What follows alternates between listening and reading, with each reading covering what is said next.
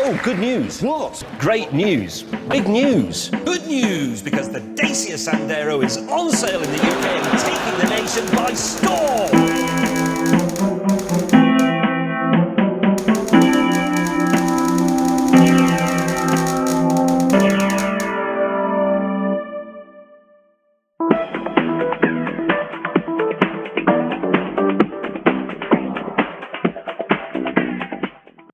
It's difficult to discuss Dacia's history in the UK without linking it to James May's on-screen fascination with the company on Top Gear. In fact, I've done just that on the intro to this video. The popularity of the running joke led many UK viewers, me included, into believing that this was the first time the company had entered the UK market. But for a small minority of the audience, it likely dredged up memories of the brand's checkered past, their cars having been sold in Britain back in the 80s and early 90s. Before we get to those cars, we must go back even further, to 1969. It was a big year for new cars. The Dodge Challenger, Ford Capri, Nissan Skyline GTR, Austin Maxi, Fiat 128, Chevy Blazer and Aston Martin V8 all releasing that year. A less widely remembered model that released that year was the Renault 12, a small cheap saloon to replace the rear-engine 10. Unlike its predecessor, the 12 was front-engined and front-wheel drive, being rather more advanced in that regard than the similarly sized Cortina. It would end up being built under license and sold globally under a variety of makes, even underpinning a Ford at one point, built for the South American market. While the quirks of that car market could fill up an entire series of videos on their own, for this video I'm just focusing on a single licensed production. The Dacia 1300 was a simple rebadging effort of the Renault, and was the company's second car after the similarly Renault-based 1100. The car had two goals: firstly to decrease Romania's reliance on imported models, and secondly to produce a model suitable for export. As a result of this export focus, the car has many different names depending on where it was sold. In its home market it started out as the 1300, with top trims being the 1301, then in 1982 it became the 1210, 1310 and 1410 depending on engine size. There was also the 1320 and 1325 hatchback variants. Four-digit numerical names seem to have been quite the popular trend in Eastern Europe, as Ladas, Moskoviches and Gazes all also have them, just to name a few. Still, at least it's not as bad as the names of Chinese market cars of the time. That's pretty bad. Export markets of the Dacia had actual names, such as the Crystal, Liberta, Berliner and Denem, but weirdly they were not always badged as Dacias. The Aero Familia, Delta 1310, Delta Galidi and Delta Denem, all being rebadges of the already rebadged Dacia. There was also a pickup version, suitably named the Dacia Pickup, but this also got a bunch of names for different versions and markets. These included the 1302, 1304, 1305, 1307, 1309, 1-ton, Shifter, Gamma and Familia. Confused yet? The only model names you need to know for this video, however, are the Denem, the 1-ton Pickup and the Shifter. The Denem was brought to the UK in 1982, 13 years after the model's launch and 3 years after it underwent a facelift.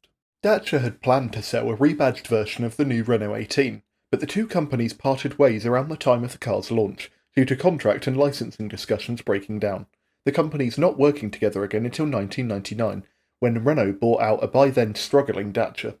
Thus, the 1300 was hastily updated to give Dacia something vaguely new to offer buyers. A very modest ad campaign followed the 1982 launch of the Denem, which may seem rather odd at first since Dacia was a new company in the UK market, but buyers soon found out why. The higher price of the Denem over its FSO, Yugo, Skoda and Lada rivals did not equal higher quality, even though all those brands were infamous for poor build standards at the time. The humble Dacia would have likely become the new poster child for poor build quality had it been more successful here, but tales of the new brand's dire craftsmanship issues spread quickly. 10,000 annual sales were predicted, but in fact the car sold in the low hundreds during its short sales life in the UK. Its life in the UK was actually so short that no major magazines put the car through so much as a road test, the car being on sale here for only around 18 months. It's rather ironic that a car produced for over 35 years in Romania was on sale here for less than 2. It's one of the biggest mainstream vehicle flops in the UK, alongside the Suzuki Kizashi, Rover 25 Commerce and Mercedes X-Class. Within 10 years the number of Denems in the UK had dwindled to less than 50, with the Romanian embassy in London likely one of the only owners actually caring for their Denems, having used a fleet of them until the mid-1990s. Do you remember the 1300-based Dacia Pickup I mentioned earlier? Well, it was also introduced to the UK at around the same time as the Denem, but it was far more successful, likely due to its simplicity and cost. It actually lasted until the early 90s in the UK, receiving the 1310's 1984 facelift and being renamed the Dacia Shifter along the way. After its demise, presumably it fell upon the Tartar load beta to fill the obscure cheap pickup gap in the market. Despite the dismal failure of the Denem in Britain, the company would try again with a car based on the ARO 10, a small off-roader using many components from the 1310. ARO was, until 2006, a Romanian 4x4 make focusing on two models, the 10 and the 24, the latter being larger, both of which were built and sold under license in a variety of forms. The variant produced for Dacia UK bore a now very familiar name, the Dacia Duster. This was the first time the name had been used on a car, and it drew some mockery, just as the 2010 model did early on in its life. Luckily for Dacia, enough buyers looked past the name for it to be a commercially successful model, lasting until the early 90s alongside the pickup. It seemed that customers didn't mind the unsophisticated nature of the car, as its rivals, the Lada Niva, Suzuki SJ, Fiat Panda 4x4 and Rickman Ranger weren't much better, and in some cases were even worse. Dacia were quick to address the concerns regarding their previous modest advertising slogans, with the very acceptable tagline being switched for the biggest value on earth. A few other slogans were used, perhaps the most successful referring to the car as Britain's lowest priced 4x4 diesel. Indeed it was cheap, being around half the price of a conceptually similar Land Rover 90, but that came at the cost of a low cargo load and worse off-road ability. The Duster was still good in the rough stuff though, don't get me wrong.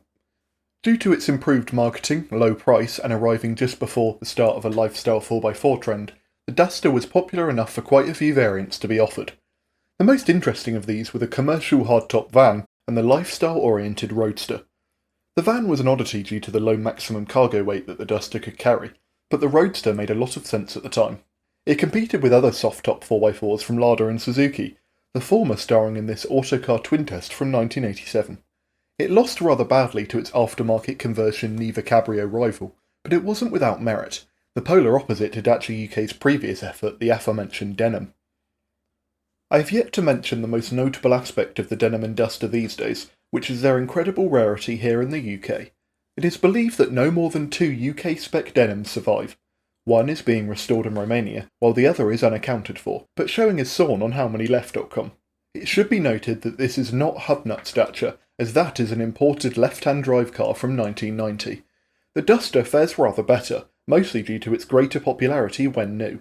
Its nature as a utility 4x4 also means that owners kept them for longer. Still, less than 10 survive, so it's rarer than the average $1 million hypercar in the UK. The scarcity and forgotten nature of those Denems and Dusters brings me to where I'm standing now. Here, on the edge of an industrial estate in a small Wiltshire village, was the location of Dacia's UK headquarters in the late 80s. Yet there is no trace of the Romanian firm here today, even the building they operated out of having since been demolished. It's a rather apt metaphor for Dacia's first UK adventure, really. 10 or so years of sales forgotten by all but a select few. Hopefully this video can spark some memories in my audience of old tales of Dacias, as well as teach others about the company's early history in Britain. If that happens, well, that'd certainly be some good news.